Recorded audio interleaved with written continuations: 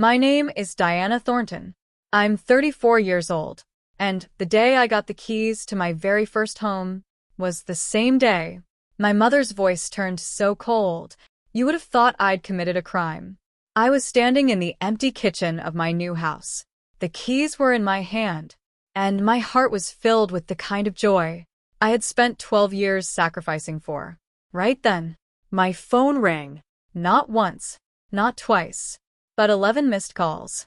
Every single one was from my parents. I smiled.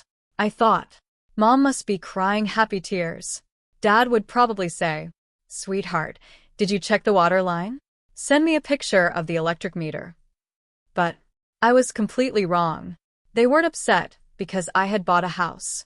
They were angry, truly angry. And 3 weeks later, an 8-year-old child accidentally told me why. When the truth finally came out, I realized something that broke my heart. My family had never dreamed of this house for me, the way I always believed they had. I worked as a senior accountant at an accounting firm in Dayton, Ohio. I'd been with the same company for 12 years. For 9 of those years, I lived in a tiny one-bedroom apartment. Every Tuesday, the entire building smelled like other people's laundry because of the laundromat downstairs. I never bought coffee on my way to work. I packed my lunch every single day. I drove an old car, the kind with manual crank windows, while my friends bought new cars and took expensive vacations. I quietly saved part of every paycheck, month after month. To me, saving money wasn't just a habit. It was an act of faith. No attention, no bragging, just one dream, a home of my own. In my family, I was always the one who handled everything. Every spring, I prepared my father's tax return. I helped my aunt with her banking paperwork. I filled out my uncle's insurance forms. I managed my younger sister's loan payments. Whenever anyone needed help with money, paperwork, or finances, I was always the first person they called. But whenever I needed help, everyone suddenly had an excuse. I never complained. I believed that's just how families worked. You sacrificed for each other. What I didn't realize was that I was the only one making sacrifices. My younger sister, Sarah, had always been the favorite. If she wanted a new car, our parents somehow found the money. If she quit her job, everyone said, poor thing, she was exhausted. If one of her bad decisions cost the family money, Dad would simply shrug and say, she's still young. She'll learn. But if I made even the smallest mistake, I always heard the same words. You're the older one. You should know better. For years, I ignored the difference because I believed love wasn't something you kept score of.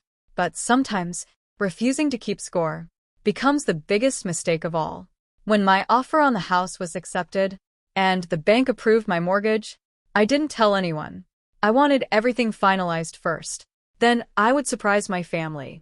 The day the closing papers were signed, I held those keys in my hand and stood silently outside my front door for several minutes. It wasn't just a house made of brick and wood. It was the reward for 12 years of hard work, thousands of sacrifices, and countless prayers. I smiled to myself. Tonight, I'd invite Mom and Dad over and finally show them my new home. What I didn't know was that they didn't see it as my home at all. It was around 7 o'clock that evening. I called my mom and dad. I have a surprise. Come over. Mom asked only one question. Where? Smiling, I gave her my new address. 10 minutes later, their car pulled up in front of my house. I hurried to the front door, barely able to contain my excitement. The keys were still in my hand. I opened the door. Surprise, I said with a smile. But there was no happiness on my mother's face. She walked straight inside, looked around every room, and then quietly asked, You really bought it? I laughed. Yes, Mom. I finally have a home of my own. I thought she was about to hug me. Instead, she let out a long sigh. Dad glanced at the walls, looked out the windows, then turned to me with a strange expression. You didn't even ask us? I stared at him in confusion. Ask you about what? Before buying the house. I gave a small smile. This has been my dream since I was a kid. I bought it with my own money. Mom interrupted immediately. That's exactly the problem. For the first time, I realized something was very wrong. There was a long silence. Then Mom sat down on the couch and said, "We always assumed that in a few months, Sarah, her husband, and the kids would be moving into a bigger house." I frowned. "Okay," and she looked me straight in the eyes.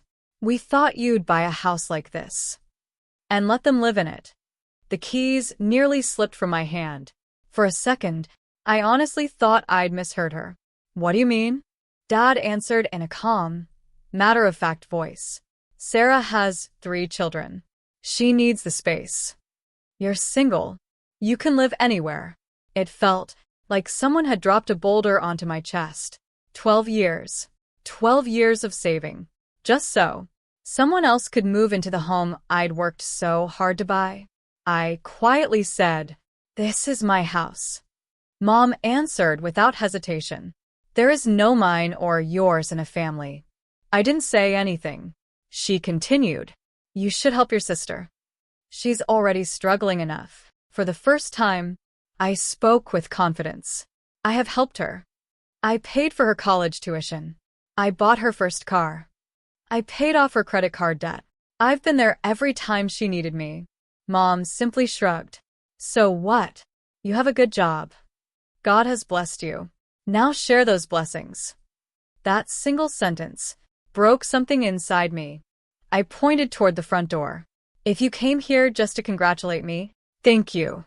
But if you came here to decide what happens to my home, I'm sorry. That decision belongs to me and me alone." Mom stood up angrily. "You've changed." I looked at her calmly. "No, Mom." For the first time in my life, I'm making my own decisions. As Dad walked toward the door, he turned back and said only one thing. "This stubbornness is going to cost you dearly." The door closed, and the entire house fell silent. But I had no idea.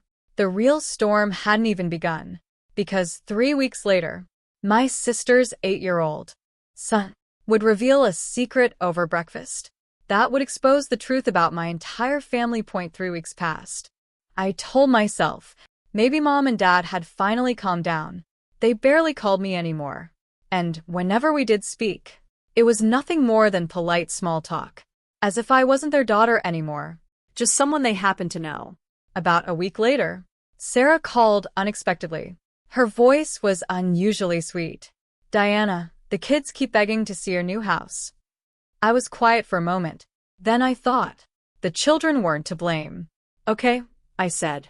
"Come by on Sunday." Sunday morning, Sarah, her husband, Cameron, and their 3 children arrived at my house. I made breakfast for everyone. The kids excitedly explored every room. One raced up the stairs. Another ran into the backyard. Only the oldest, 8-year-old Ahmed, sat quietly at the kitchen counter. I set a glass of juice in front of him. "What's wrong?" I asked. He hesitated. Then he quietly said, "Aunt Diana, why did you buy this house?" I smiled. "Because I loved it." He looked at me with genuine confusion. "But isn't this supposed to be our family's house?" My hand froze. "What do you mean?" Ahmed answered with complete innocence. "Grandma said, as soon as you bought a house, we were all moving in here." My heart skipped a beat. I couldn't say a word. He just kept talking. "Mom already picked out the kids' bedroom. She said the big room in the front would be mine. And Dad said he was going to turn the garage into his workshop." Without thinking, I asked, "When did they say all this?" Ahmed shrugged. "A long time ago. Before you even had a house. Grandma always said, Aunt Diana is single.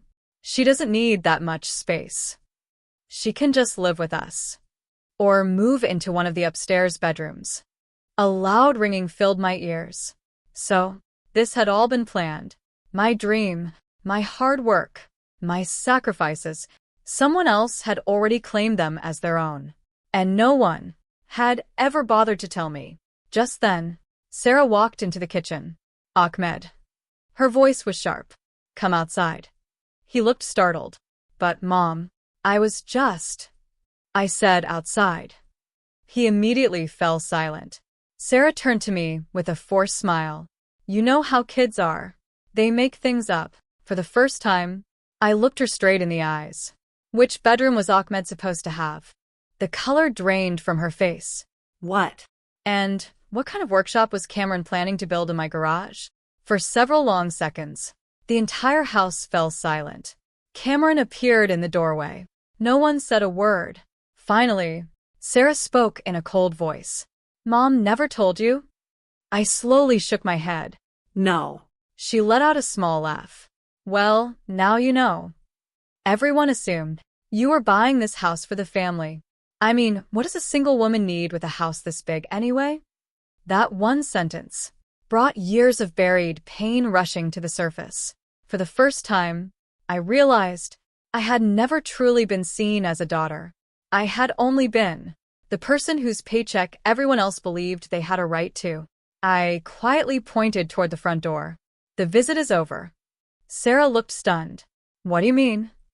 I met her eyes. I mean, all of you need to leave my house. Cameron frowned. Over one little misunderstanding? I calmly replied, no. The misunderstanding ended today. The real problem has been going on for years. They all left. But as Sarah walked out the door, she turned back and said, when Mom and Dad hear about this, you're going to regret this decision. I had no idea that the very next morning, both the lock on my front door and my entire life were about to change forever. The next morning, I went to work like I always did, but all day long, Ahmed's words echoed in my mind. Grandma said this is our house. The more I thought about it, the more everything from the past started making sense. Why Mom kept asking, so, when are you finally buying a house? Why Dad always said, make sure it's a big one, it'll be useful in the future. And why? When I finally bought my home, not a single person congratulated me. Around 6 o'clock that evening, I pulled into my driveway. I parked in the garage, and as I walked toward the front door, I suddenly stopped. The door wasn't completely closed. It was slightly open. My heart immediately started racing. Instead of calling the police right away, I slowly pushed the door open. I could hear voices inside. Laughter. Children running through the house. The clatter of dishes. I froze. Those were Sarah's kids. I rushed inside, and what I saw left me speechless. Sarah was sitting at my dining table, casually drinking tea.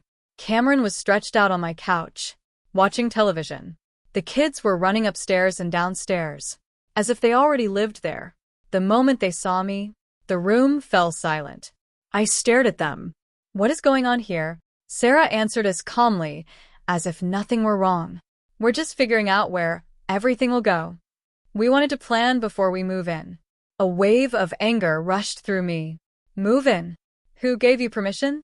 Just then, Mom walked out of the kitchen. She was holding one of my coffee mugs, the one I'd bought only 2 days earlier. She smiled as if everything was perfectly normal. Good, you're home. Now we can all sit down and talk. I looked at her in disbelief. How did you get into my house? She reached into her purse, pulled out a key, and held it up. With the spare key you gave me. I couldn't move. Then I remembered. The day after I bought the house, I'd given Mom a spare key, just in case of an emergency. I thought it would only ever be used if something happened to me. Instead, she had used it to prepare for taking over my home. I stepped toward her. Give me the key back. She immediately pulled her hand away. Don't be so rude. We're only trying to do what's best for you. I looked her straight in the eyes. What's best for me? Breaking into my home without my permission? Just then, Dad walked in through the front door. He looked directly at me. Diana, don't make such a big deal out of this. We've already decided. Sarah and her family will move in next month. And you can stay in one of the upstairs bedrooms. I honestly thought I'd misheard him. What? He answered without the slightest hesitation. It's what's best for everyone. Slowly, I looked around the room. My sister, my mother, my father, They were all talking, as if I weren't the owner of the house, but merely a guest. In that moment, something inside me changed forever. I reached into my purse, took out my phone, and dialed a number. Mom gave a little laugh. "Who are you calling?" I answered in a calm, steady voice. "My attorney." The room fell silent. Mom's smile disappeared. Dad's face hardened.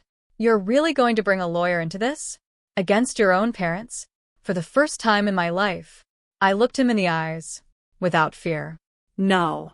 "I'm going to protect my home." What I didn't know was that my attorney's very next words would destroy my parents' entire plan within minutes, and my hand wasn't shaking at all. I called my attorney, Adnan Malik. The moment he heard my voice, he asked, "Diana, is everything okay?" I answered with just one sentence. "People have entered my house without my permission." He responded immediately. "Are they still there?" "Yes." "Put me on speaker." I placed the phone on the dining table. Adnan's voice echoed through the room. "My name is Adnan Malik, and I am Ms. Diana Thornton's legal representative. I want to make one thing perfectly clear. Diana is the sole legal owner of this property. Entering her home without her permission, or making plans to live here without her consent, could have serious legal consequences." My mother spoke up angrily. "We're her parents." Adnan answered calmly. "I respect your relationship with her, but property ownership is determined by legal documents, not family ties. The deed, property records, mortgage, tax documents, and every payment connected to this house are in my client's name." The room fell silent. For the first time, Dad softened his tone. "We only wanted to keep the family together." I looked at him and quietly asked, "If that was true, why didn't you ask me first?" No one had an answer. I turned to Sarah. "Why did you tell your children that this was their house?" She lowered her eyes. Mom said, "You would never say no." Hearing those words, a lifetime of memories rushed through my mind. Every time I had paid off someone else's debt, every year I had postponed my own dreams to take care of someone else's needs. Every moment I stayed silent because I didn't want to upset the family. I took a deep breath. Then I held out my hand toward my mother. The key. This time, she didn't argue. Without saying a word, she placed the spare key in my hand. I looked down at it, then laid it on the table in front of me. Quietly, I said, "From today forward, no one will have a spare key to my home." Over the speakerphone, Adnan spoke again. "Diana, I have one more recommendation. Change every lock today. Don't wait." "I will." The moment I agreed, Mom looked stunned. "You're really going to change the locks?" For the first time, I answered without hesitation. "Yes." Because trust is worth far more than a key. And you've already broken that. That evening, they all left my house in silence. No goodbye, no apology, just silence. 2 hours later, the locksmith had finished installing brand new locks. I placed the old keys into a small wooden box, closed the lid, and put it away for good. I thought that was the end of the story, but I was wrong, because the very next morning, a vicious rumor about me had already spread through my office. A rumor that could only have come from one person. And that day, my family didn't just try to take my home, they tried to take my reputation as well. The next morning, I arrived at the office like I always did. But the moment I walked in, I felt it. People were looking at me differently. 2 coworkers were whispering to each other. The second they noticed me, they changed the subject. I couldn't understand what had happened. Around 10 o'clock, my manager called me into his office. "Diana, have a seat." His tone was unusually serious. After a brief pause, he asked, "Is there some kind of family issue going on at home?" I looked at him in surprise. "Yes, but how do you know?" He took a deep breath. "A woman called this morning. She introduced herself as your mother." My heart immediately started pounding. He continued, "She said you were under severe emotional stress, that you weren't capable of making sound financial decisions, and that the company should remove you from handling our major accounts." My hands turned cold. I couldn't believe it. My own mother had actually tried to damage my career. I took a deep breath and told my manager everything. The house, the spare key, Sarah's family's plan to move in, all of it. He listened quietly without interrupting. When I finished, he smiled. Diana, you've worked here for 12 years. Not once have you given us a reason to question your honesty or your judgment. One phone call doesn't erase 12 years of integrity. My eyes filled with tears. For the first time in days, someone believed me, without conditions, without hesitation. That evening, I made one final decision. I sent one last message to my parents and to Sarah. I love all of you, but loving my family does not mean sacrificing my dignity, my home, or everything I've worked for. From now on, no one enters my house without my permission. And if anyone tries to interfere with my life or my career again, I will take legal action. This isn't a threat. It's a boundary. I pressed send, then silenced my phone. A few days later, Mom called several times. I didn't answer. Then a short text message arrived. Please forgive us. A little later, Dad sent one too. We never thought things would go this far. But some wounds can't be healed with the words, I'm sorry. Trust can be broken in a single moment. Sometimes, it takes a lifetime to rebuild. 6 months later, I was sitting in the backyard of my new home. A warm cup of coffee rested in my hands. A light rain was falling. I looked back at the house, and for the very first time, I felt only one thing. Peace. It wasn't just a house. It was my freedom. It was the reward for my hard work. It was a life that no one else would ever control again. Even today, I still speak to my parents once in a while. Our relationship isn't completely over, but it will never be what it once was. They finally learned that a daughter's love does not give anyone ownership of her life or her property. And I learned something too. 2. Helping your family is a beautiful thing, but protecting your boundaries is even more important. The day I held the keys to my very first home, I thought I was simply buying a house. But in reality, I was reclaiming my voice. And in the end, that voice led me back to myself. If you enjoyed this story, and you'd like to hear more emotional, realistic, and thought-provoking family drama stories, be sure to subscribe to our channel. Don't forget to like this video, and tell us in the comments, what would you have done if you were in Diana's place? We'd love to hear your thoughts. Your support inspires us to bring you more powerful stories every week. Thank you so much for watching, and we'll see you in the next story.